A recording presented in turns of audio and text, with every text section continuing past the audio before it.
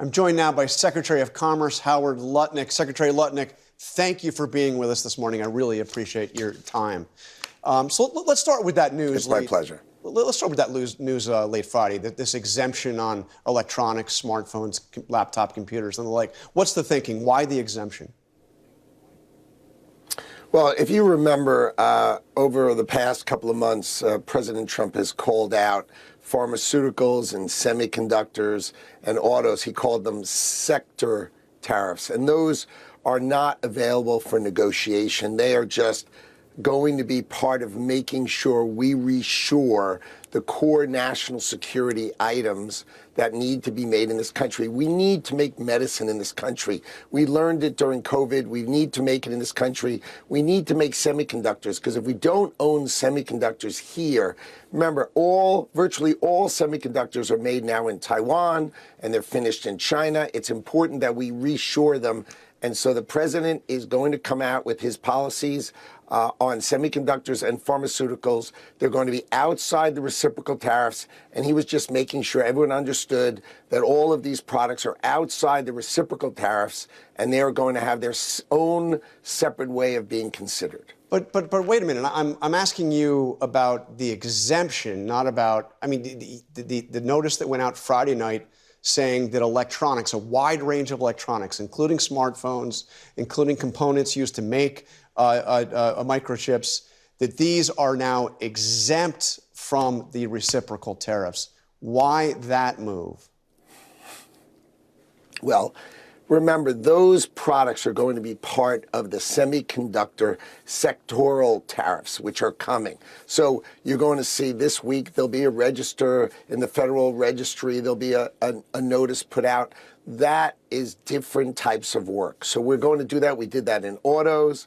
The president's going to do it for pharmaceuticals, and he's going to do it for semiconductors. So all those products are going to come under semiconductors, and they're going to have a special focused type of tariff to make sure that those products get reshored. We need to have semiconductors. We need to have chips, and we need to have flat panels. We need to have these things made in America. We can't be reliant on Southeast Asia for all of the things that operate for us. So what he's doing is he's saying they're exempt from the reciprocal tariffs, but they're included in the semiconductor tariffs, which are coming in probably a month or two. So these are coming soon. You shouldn't think this is really outside of it. Really think of it as being included in the semiconductor space, much like pharmaceuticals. These require special attention, and the president is on it. So you're saying that the big tariffs on things like smartphones and laptops, iPhones, all those iPhones built in China, that those tariffs are temporarily off, but they're going to be coming right back on in another form in a month or so? Or what are you saying? Correct. That's right. That's right. Semiconductors and pharmaceuticals will have a tariff model in order to encourage them to reshore, to be built in America. We need our medicines, and we need semiconductors and our electronics to be built in America.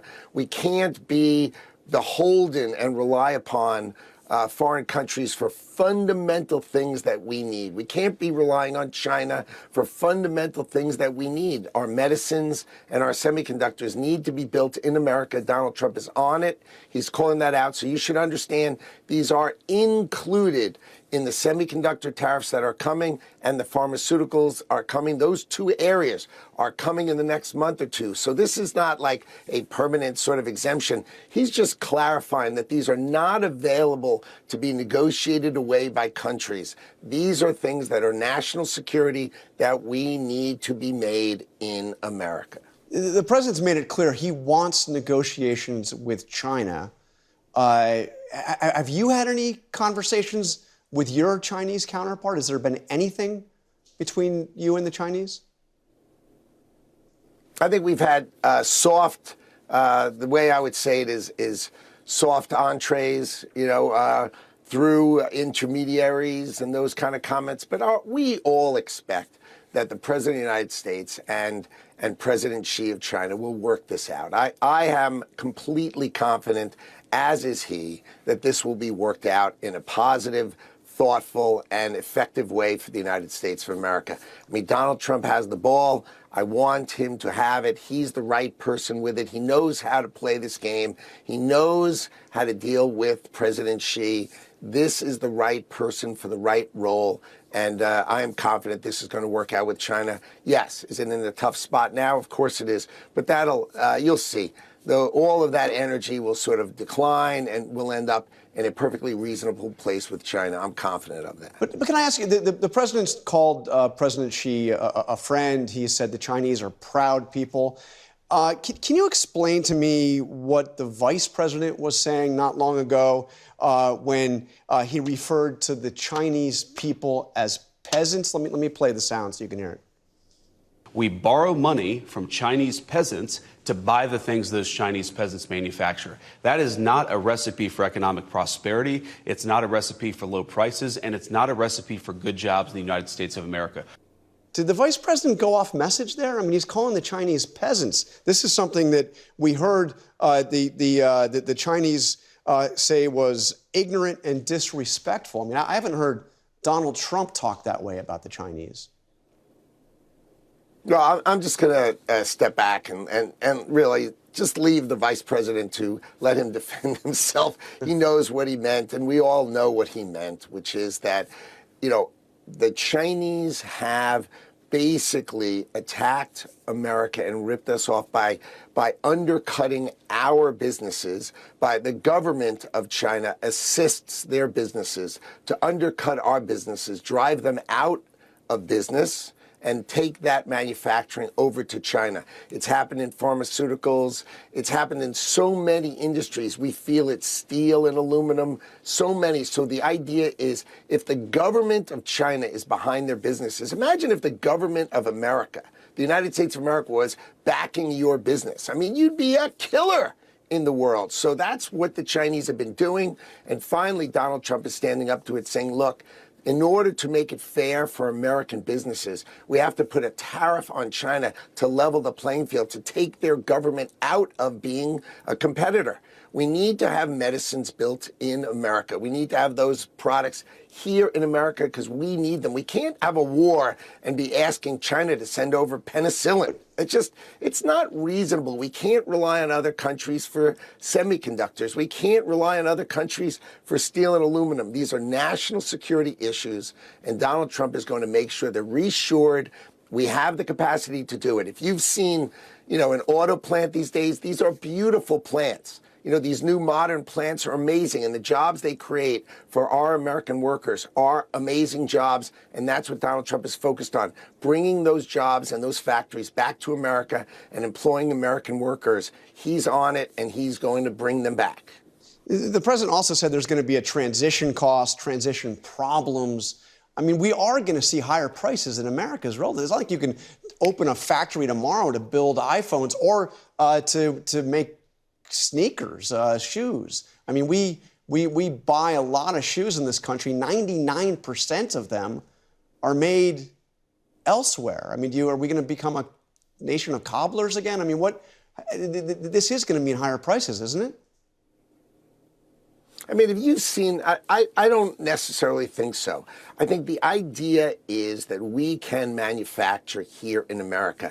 As I said, I saw Panasonic, the battery company, right, Japanese company. They built an amazing factory in Kansas, which they're opening now. They put it in the ground when Donald Trump was the president. It's just finishing now. 4,000 new jobs built from what they made deals with the community colleges nearby and all the local community and the local university. They trained people for this. 4,000 high-tech jobs in Kansas. That is what's coming back to America. You're going to see that production, that kind of high-tech factory is going to produce things here at very reasonable prices. So I think this is going to work out. Plus, Our farmers are going to finally have access to the world's markets. You know, our farmers have never had the opportunity to sell corn in India. So what's going to happen is as they sell more and more products, prices will come down. I mean, Mr. More Secretary, volume gets lower prices. You're going to see lower prices in America on lots of different products. Mr. Secretary, I mean, right now we're seeing them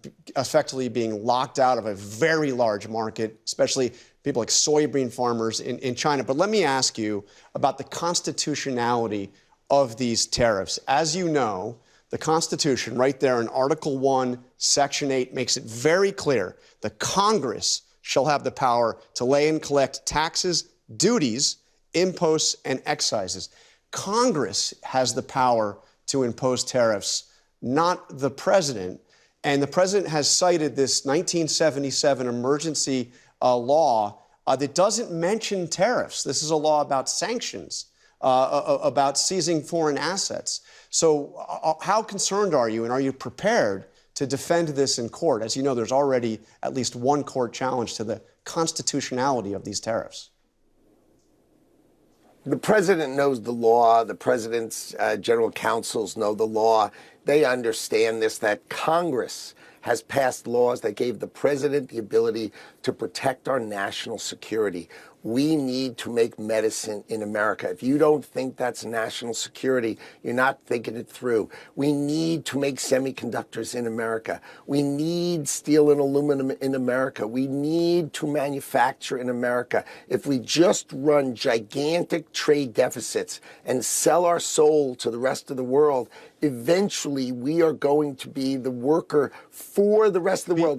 We're going to be the thinker for the rest of the world, but they're going to manufacture. And if someday they say, gee, we're not sending it to you, we'll be nothing. So I think the president has national security in mind, and he's here to protect America. We need to reshore these things, and we all know it. So it is vital for us to reshore it, and we know it. Mr. Secretary, we're really out of time, but a very quick question. How concerned are you about what's happening to the U.S. dollar? We have seen the dollar at having its worst week in 3 years. There are concerns about a weakening dollar because of all this uncertainty. How concerned are you about that?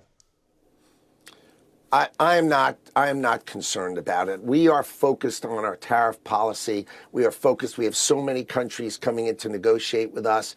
The president has given us the ability, let's go get these great deals done. And we're on it, and the president's on it, and we're really, really focused on delivering the best thing for the American people. All right, Secretary Howard Lutnick, thank you very much for joining us. Appreciate your time.